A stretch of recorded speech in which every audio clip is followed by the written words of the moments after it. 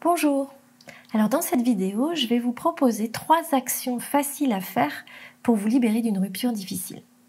Alors la première chose à faire lorsqu'on a une rupture difficile, c'est d'arriver à faire le deuil. Et ce qui fait que c'est difficile, c'est justement qu'on a du mal à faire le deuil. Alors que la personne nous ait quittés ou bien que ce soit nous qui l'ayons quitté, c'est exactement pareil. Parfois, même lorsque c'est nous qui partons, eh bien on a aussi cette difficulté dans la rupture.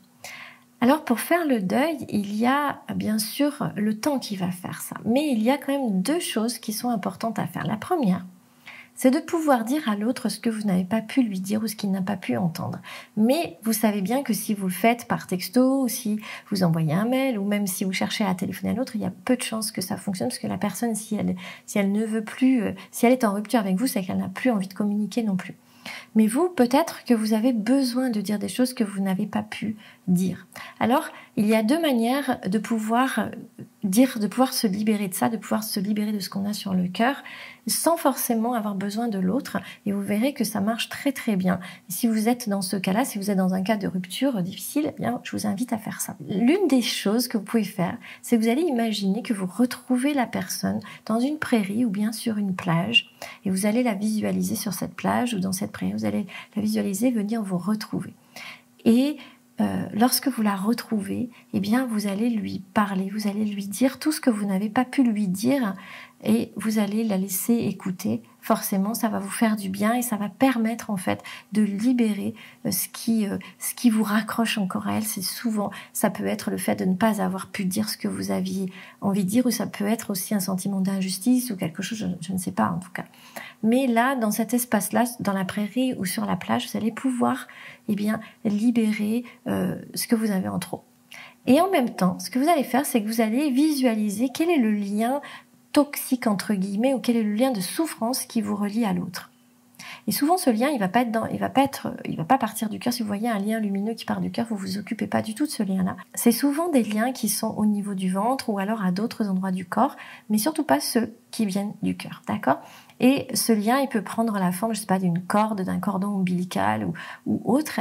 Vous allez donc visualiser ce lien, vous allez le regarder. Et vous allez choisir de couper ce lien. Et quand vous allez couper ce lien, vous allez voir que le lien, soit il va devenir de la cendre, soit il va devenir de la lumière. Et vous le laissez redevenir cendre-lumière. Au moment où vous le coupez, vous allez voir qu'il se détache tout seul. Et ça va vous faire du bien. Mais pour pouvoir couper le lien, il faut d'abord dire à l'autre tout ce que vous avez envie de lui dire. Si vous n'arrivez pas à visualiser, il y a une deuxième manière de pouvoir dire à l'autre ce qu'on a sur le cœur et donc se libérer de cette rupture difficile, en tout cas de se libérer de la difficulté de cette séparation.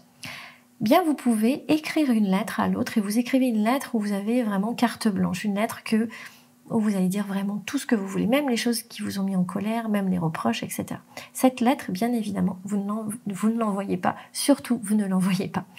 Mais vous l'écrivez et vous écrivez cette lettre et vous exprimez tout ce que vous avez sur le cœur sur cette lettre. Et ensuite, vous vous mettez dans un endroit où vous êtes tranquille chez vous et vous allez imaginer que l'autre, il est là. Vous allez l'imaginer soit sur le canapé ou bien, je ne sais pas, quelque part dans la maison où vous pourriez l'imaginer. Et là, vous allez lui lire la lettre à haute voix. Et vous lisez la lettre en laissant sortir toutes les émotions qui sont là. Peut-être que vous allez même avoir envie d'en rajouter parce que peut-être qu'il y a des choses quand vous allez lire la lettre, c'est très important de l'écrire avant. Quand vous allez la lire, vous allez vraiment la lire. Mais peut-être que quand vous allez la lire, vous allez peut-être penser à dire d'autres choses. Et bien, vous y allez. Et vous laissez sortir toutes les émotions qui sont là. D'accord ? Et à ce moment-là, une fois que vous avez exprimé tout ça, eh bien, vous brûlez la lettre. Mais tout simple. D'accord ? Vous la brûlez et c'est tout. Ok ? Vous la gardez surtout pas, vous la brûlez. Voilà, ça, ce sont 2 façons, en tout cas, de pouvoir faire le deuil.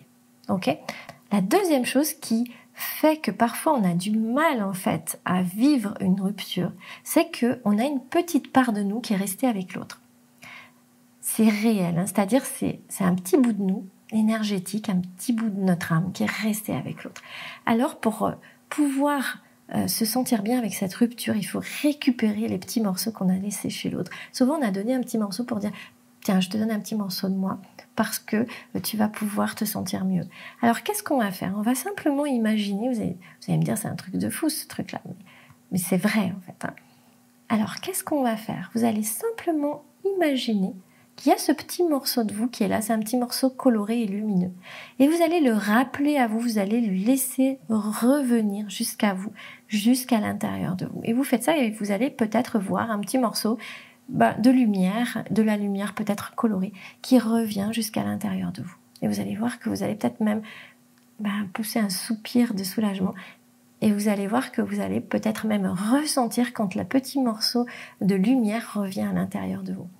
Et vous invitez la personne mentalement, visuellement, vous l'invitez à aller chercher le petit morceau qui lui manque dans son enfance ou bien dans les moments heureux de sa vie. Ok ?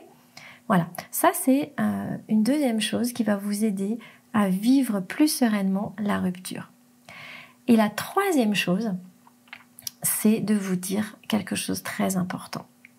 C'est que si ça n'a pas marché, alors c'est qu'il y a quelque chose de mieux pour vous derrière. Vraiment. Si vous vous dites ça, vous allez voir que vous allez toujours être comblé après avoir vécu une rupture. Et bien très rapidement, vous allez pouvoir à nouveau vivre quelque chose qui va vous apporter beaucoup plus de bonheur que ce que vous avez vécu. Et pour faire ça, pour mettre en action ça, je vous propose de déjà visualiser la personne de vos rêves, ou en tout cas de déjà poser une intention sur ce que vous voulez vraiment, de vous poser les questions en disant ok, qu'est-ce que j'ai envie de vivre maintenant dans la relation, qu'est-ce que j'aimais pas dans celle-ci et qu'est-ce que j'ai envie de vivre maintenant. Du coup, ça pose déjà des intentions.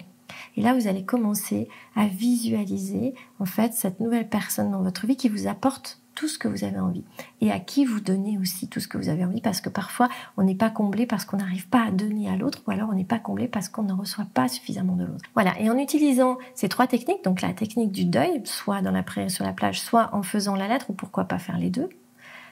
Ensuite, d'aller chercher le petit morceau de vous qui aurait pu éventuellement rester chez l'autre. Alors, peut-être qu'il y en a un, peut-être pas, mais en tout cas, cherchez à voir ça. S'il y a une rupture qui est difficile, il y a des grandes chances que vous allez laisser un petit morceau de vous chez l'autre. Et la troisième chose, c'est de vous dire, ok, si ça n'a pas marché, c'est qu'il y a quelque chose, quelqu'un, il y a une relation encore mieux pour moi, et de commencer à visualiser cette relation et à poser des véritables intentions de ce que vous voulez vivre. Voilà, je vous invite à faire ces trois choses et vous allez voir que ça va aller tout de suite mieux. Et je vous dis à très bientôt et j'espère vous avoir aidé à vivre mieux cette rupture.